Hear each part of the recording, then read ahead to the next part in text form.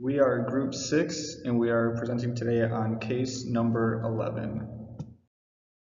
So a description of AB, who is our patient. He's a 60-year-old male who visits a local community pharmacy with a complaint of heartburn after returning from his trip to Italy last week. He reports he has been replicating all the wonderful pastas with lots of fresh tomato sauce since he returned home. He is looking for a recommendation for his worsening symptoms. His exercise habit is swimming. He has no known allergies, intolerances, or alerts. Past medical history. AB does not have any relevant past medical history that was shared. AB denies having a history of GI bleeds, constipation, diarrhea, or any past surgeries. Current medical history is heartburn. Current medication list that he's taking is Aleve OTC naproxen sodium. The strength and dosage form is unknown. It's indicated for his arthritis. He's taking it 1 tablet by mouth twice daily, and it's noted as effective. The other medication is multivitamin. Strength and dosage form is unknown again. It's indicated for general health. He's taking 1 tablet by mouth once daily, and it's noted as effective. The last medication that we had from AB is Tums calcium carbonate chewable tablet. Strength is unknown, and it's indicated for the heartburn. Although it's not working for him, he's taking it by mouth, 1 tablet by mouth 3 times daily.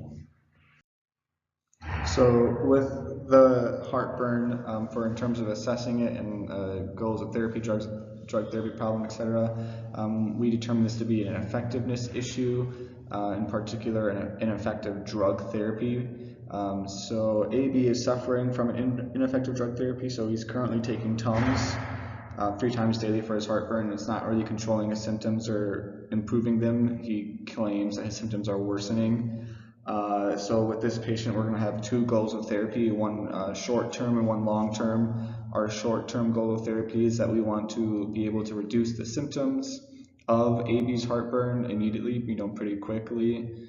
And then we want to reduce the occurrence of AB's heartburn indefinitely. So we'll do this by having a couple options here. So we have some pharmacologic options. First and foremost, we probably want to discontinue the Tums. They don't seem to be really affecting or helping the heartburn symptoms for AB. We'd recommend start taking ranitidine 150 milligram tablets for the heartburn. It's pretty safe medication usage for this case, as he doesn't appear to have heartburn too frequently.